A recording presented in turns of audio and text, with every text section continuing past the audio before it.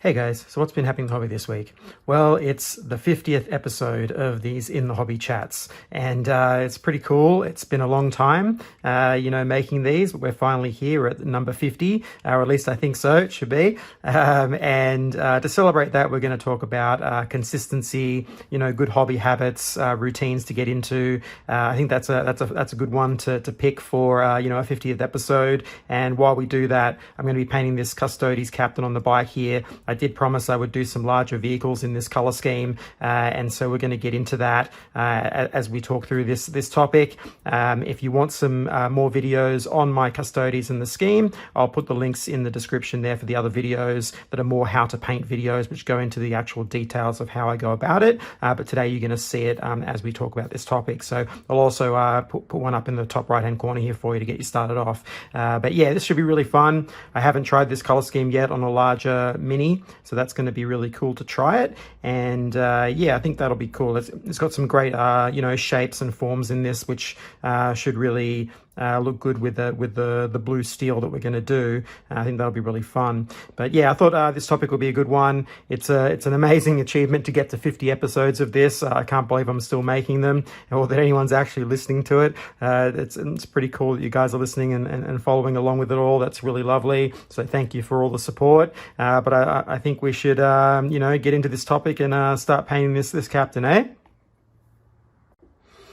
Well, good hobby habits and consistency. What does all that mean?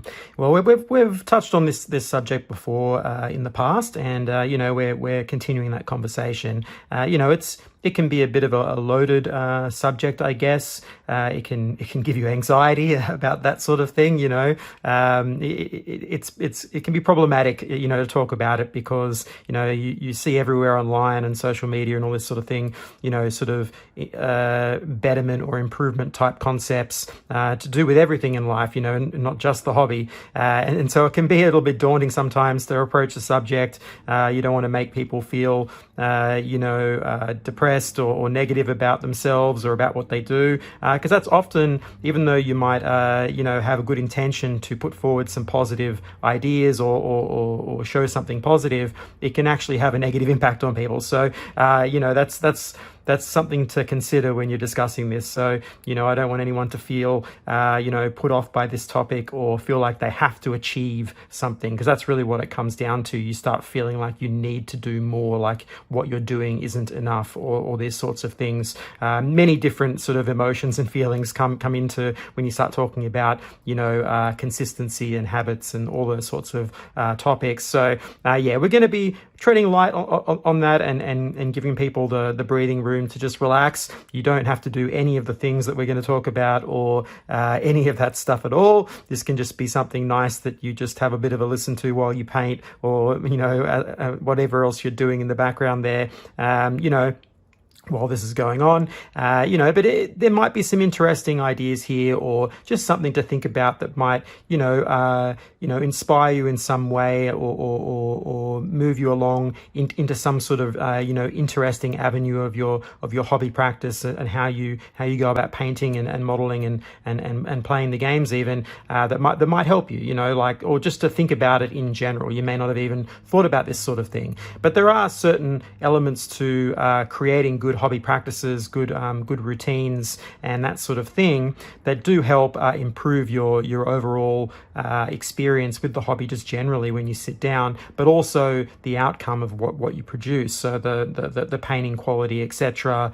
All of those things do actually have some sort of end result impact, a positive result from paying attention to some of this stuff, at least at some point during your journey. It does help, just simply, a comfortable chair to sit in, for starters. That's an important improvement to your hobby space, which can make, sitting at that space for a length of time more enjoyable, so you're more likely to do it. There's lots of different elements, just practical elements that can help improve, the time you spend there, which motivates you to want to spend more time there. That's that sort of thing. So we're going to go into some of those practicalities there of setting up a space and going into that, and those sorts of routine elements, very practical. And they're all things that you can action, which don't really have a huge impact on you mentally. They're just simple changes that can improve what you do and keep you motivated. So yeah, what are some of those basic practical elements to setting up for, I guess that's for success, I guess. I don't really want to say that. It's a difficult one to say. It's a very sort of, loaded phrase. It doesn't really mean anything exactly, but it sounds good saying it, but you got to say something there, something that sets the parameters of what we're talking about. So I guess we'll use that. But having a hobby space or a dedicated area, and this can be as minimal or as elaborate as you like, does definitely help you a lot. Not needing to pack everything away, for instance, having it out ready to go is a really big benefit to painting. Now, I know that a lot of people, will have families and various sorts of situations where they can't have it out all the time, but you can still pack your things into a container or some sort of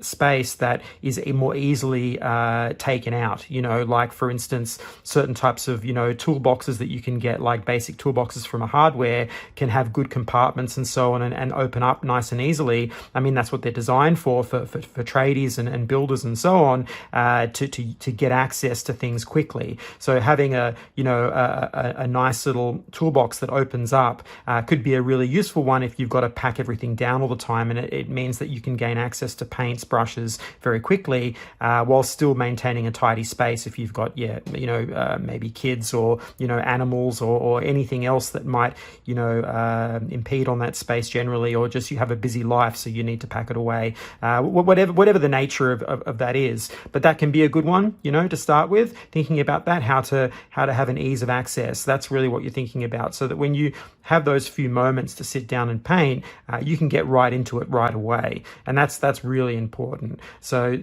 ease of access, what does your space look like? So if you are lucky enough to be able to have something set up all the time, or at least partially set up all the time, what does that look like? Well, things like a cutting mat are really useful. If you don't know what those are, they're basically sort of I don't know what it's made of, but sort of like a dense sort of almost plastic-like material that's used for cutting, for model makers, for cutting, balsa wood and all those sorts of things. That's sort of creative work, but we also use it, or in art generally, but we also use these kinds of mats for doing hobby work on, and they're really great to have one of those. All the videos you see, the mat that's there with the lines on it, the white lines, that's a cutting mat. So if you don't know what that is, now you can get those from any art shop or anywhere that sells hobby sort of stuff. You'll see those cutting mats, and they're really useful, right? A good surface to work on. Then you've got all the various paraphernalia. We're not going to go into that here, but you've got all your various tools, brushes,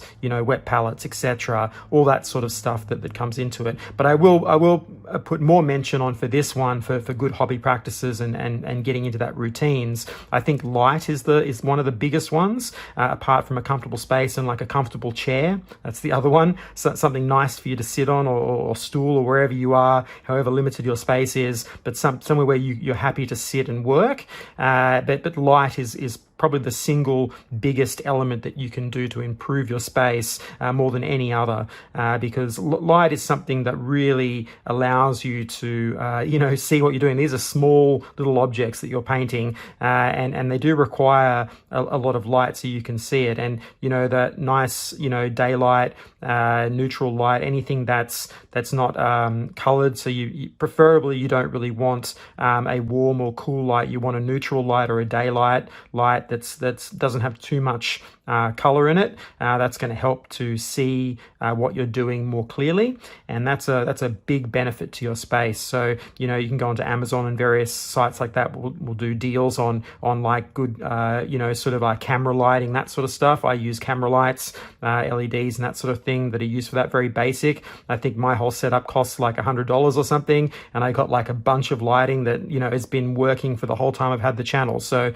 more than 3 years now. And it cost me next next to nothing to get that from Amazon. So you could do that. If you want to support a local business, then you could go to a local business and look for some lighting there. But anything like that, some good strong LEDs, that sort of thing, to light your space, multiple lights if possible. Having one either side of you and a down light, that's really great. Even if you're not recording content like I'm doing, it lights up your space like a airline hangar. Just in this like bright orb of light. I tend to need that. Even if I wasn't recording, I would have that, just because my eyes, you're getting older, you need that extra bit of light, and it makes a huge difference to how you paint and how you see what you're doing.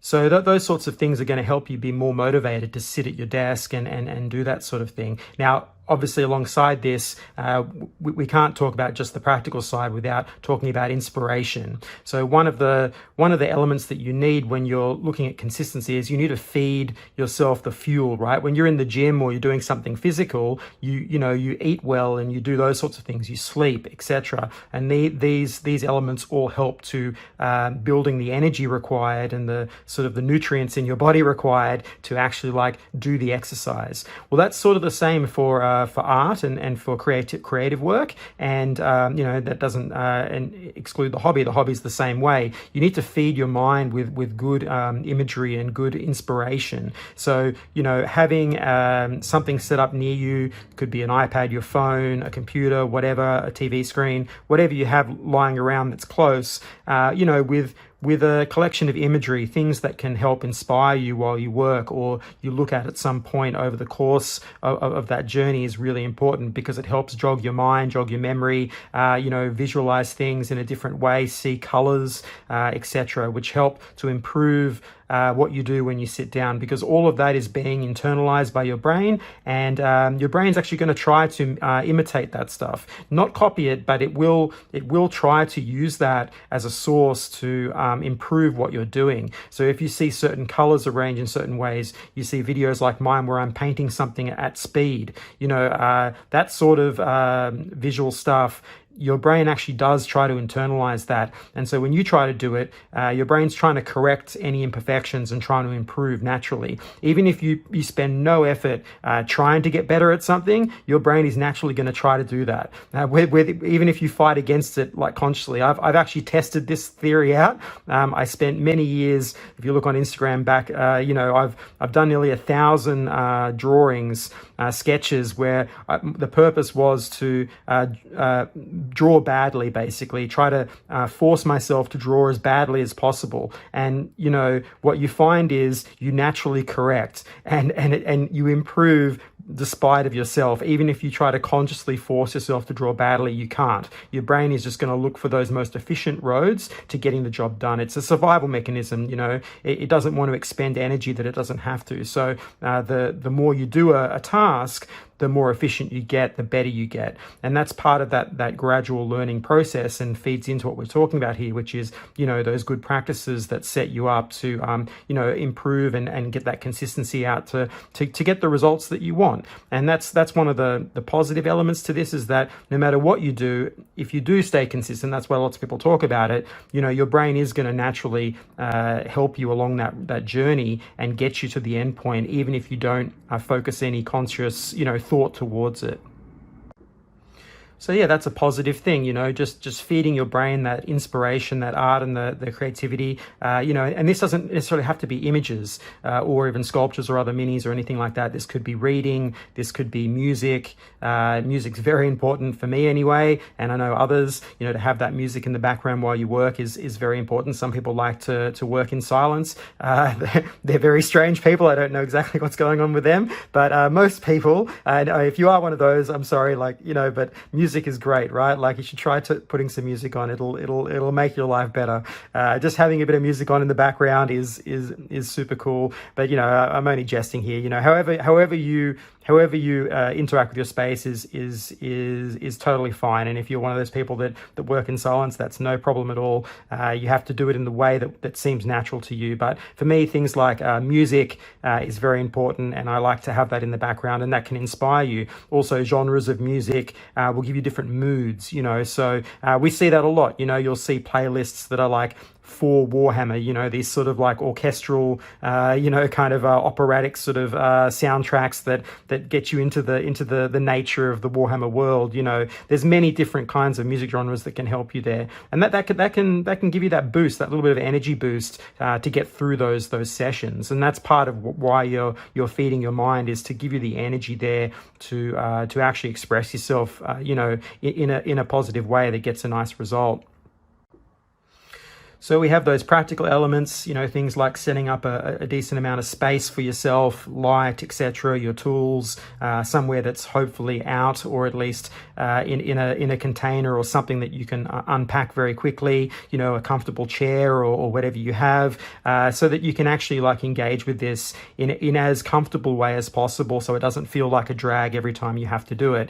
You know, and then the other aspect of this is feeding your mind, you know, giving yourself some good fun, inspiration, music, culture, art, etc., all those really great things that come from being human. You know, like they're so amazingly awesome, you know, these kinds of elements to being what we are, which is so unique to us. We don't have it. There's no other creature on earth that engages in these types of creative pursuits like we do, not in the same way. Definitely there are animals on the planet and creatures on the planet that engage with a kind of creativity which is unique to them, which can also be seen as beautiful and wonderful, but no one quite like what a human does. And you know, it's there at your disposal. You know, you get to enjoy that, you know, and that's really great. So I definitely encourage you to do that. I've been talking with some of the guys at the club, and you know, I've been encouraging them to get into that as they're trying to find their color schemes, their color range, their palette. You know, that's an important part of that development,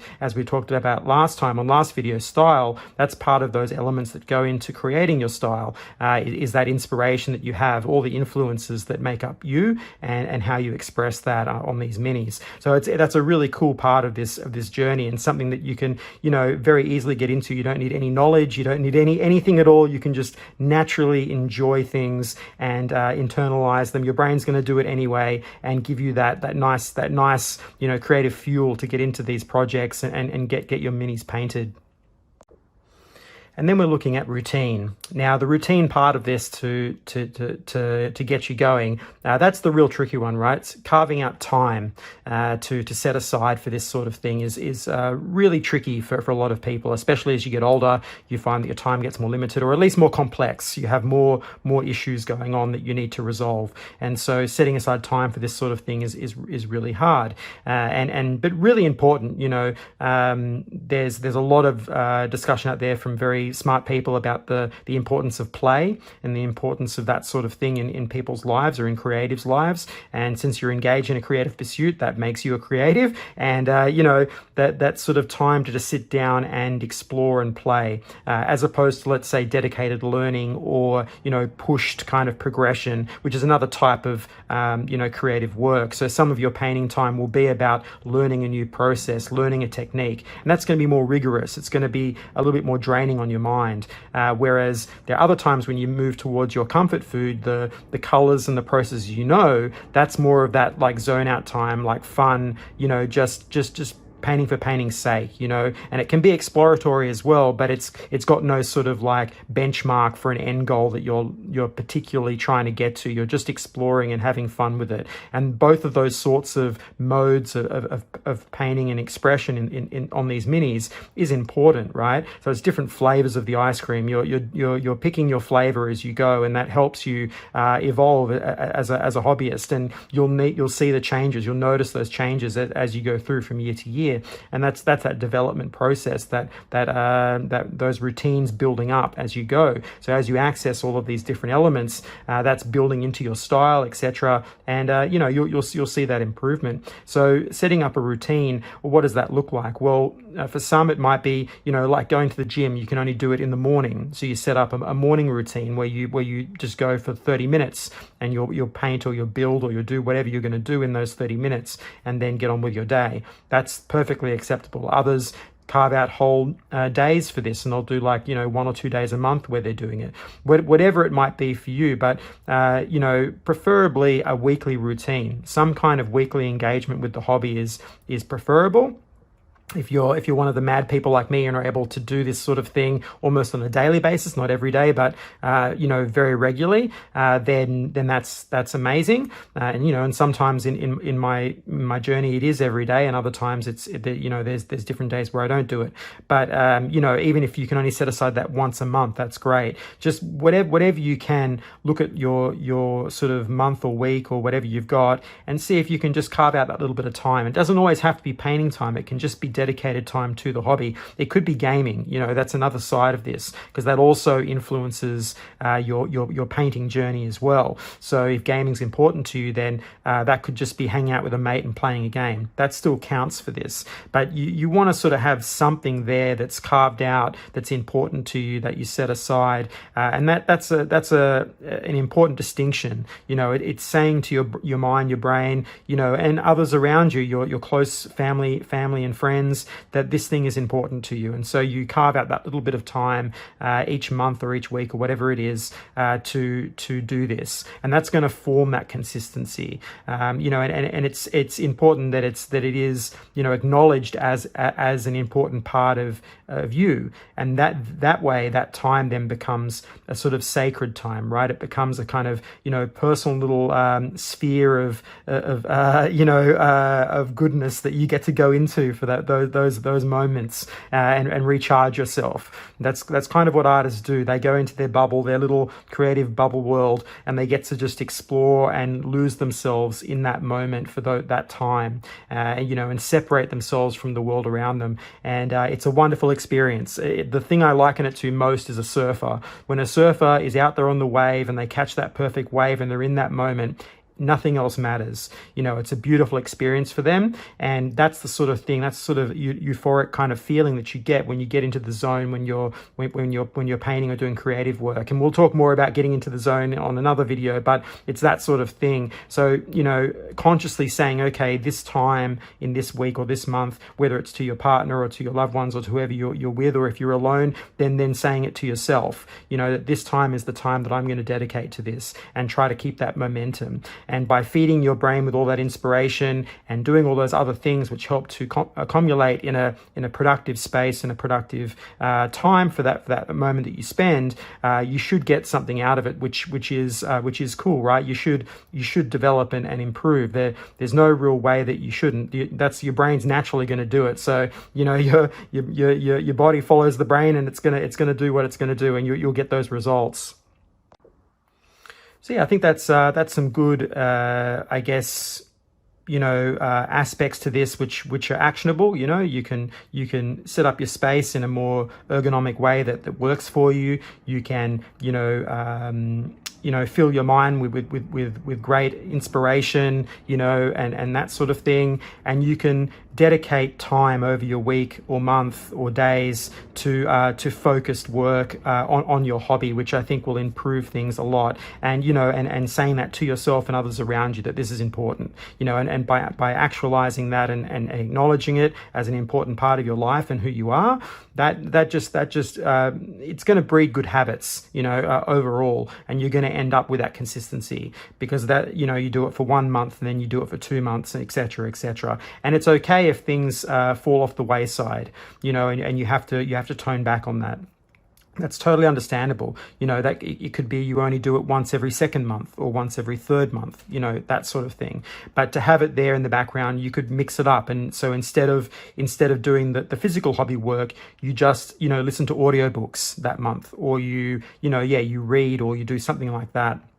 instead of the practical work. There's been many times in my creative journey as an artist where I've been really down and I haven't been able to like sit at the desk and do the sculpting, so I'll pick a different thing. And at that time the hobby was a great avenue for me, so I would paint a mini instead, or I would maybe I would be sketching or drawing, or I would be doing something else, whatever, some sort of related thing. But you can get around those down times by doing a related thing. A lot of people will try to just build a model, and do that instead of the painting. That's totally fine. Whatever gets you just, wetting your feet at the edge of the pool, to warm you up to diving in. Sometimes it does take some time, and it can take months, or it can even take, years even before you're back into that routine. But it's important to just always keep your toe in the water and just slowly move in. And sure enough, before you know it, you'll be swimming and doing the thing that you really love again.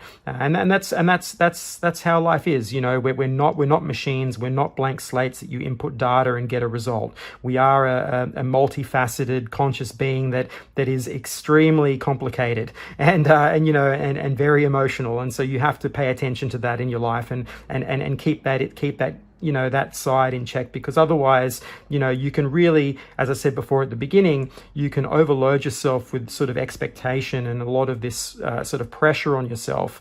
And then you can get very negative and very depressed about it. And that's something that you want to, steer away from as much as possible. Sometimes it's unavoidable, but, in those times, you want to be kind to yourself and tread carefully and move slowly. This isn't a race. You're not trying to get to an end result quickly. There's no speeding along at some sort of pace. You just go to these things as you get to them and move through it, and you'll get the results that you want. It might take you 6 months longer than the next person. Who cares? That's your journey. It's just as meaningful, whether it takes 6 months or a year or multiple years. That end point that you get to, and you look back and on the journey you've taken, that's a valid and beautiful thing. And you should always try to think of that. Well, at least from my opinion, you should always think about those things, that we are a complex being that's has all this potential and creativity inside of us. But, getting to that and getting to the juice, those really fun parts of being a human being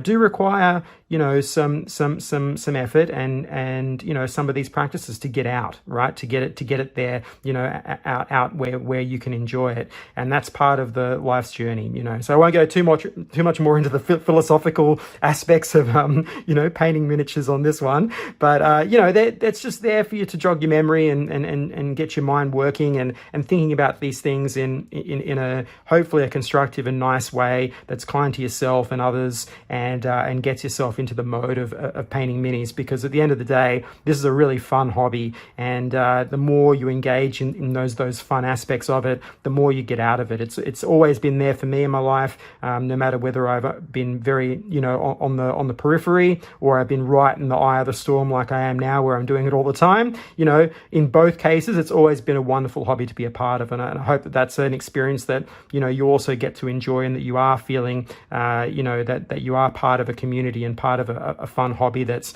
there for you all the time, which is really awesome, right? So I hope that's been a good start to this sort of topic, and something that you can get out of there. And hopefully my little captain here that I've been painting along while we're listening to this should be coming to a close now. I should be getting close to the finish of the paint scheme, and hopefully I've enjoyed it. But let's go and see my final thoughts and take a look at the finished mini and see how I've gone, eh? And there we go, one captain on bike. Let's take a look. So this is pretty cool. So, it was a little bit challenging at first, I got to say, with the larger panels, using the shade colors, makes it a bit more tricky because you get the sort of some of the staining and so on. But as you would have seen, I did an extra process there where once the blue first went down the shade, I went back over with the metallic again and just lightly brushed the surface just to diffuse some of that staining. So you get a much better effect, and it's less noticeable. Dawneagle, so you still get that nice color without all the the marks and so on. So yeah, that's like an extra step we'll do. I'll definitely be doing a full tutorial on how to do this on larger panels, and we'll probably end up doing one of the dreadnoughts or something like that. So I'll definitely go through it step by step so you can see how it's done if you're interested in this particular blue sort of metallic. But yeah, he was a fun one to do. He's pretty cool. These bikes are really awesome. I really like them a lot. They're a fun one for sure. But yeah, so I hope you've enjoyed this little chat on hobby habits,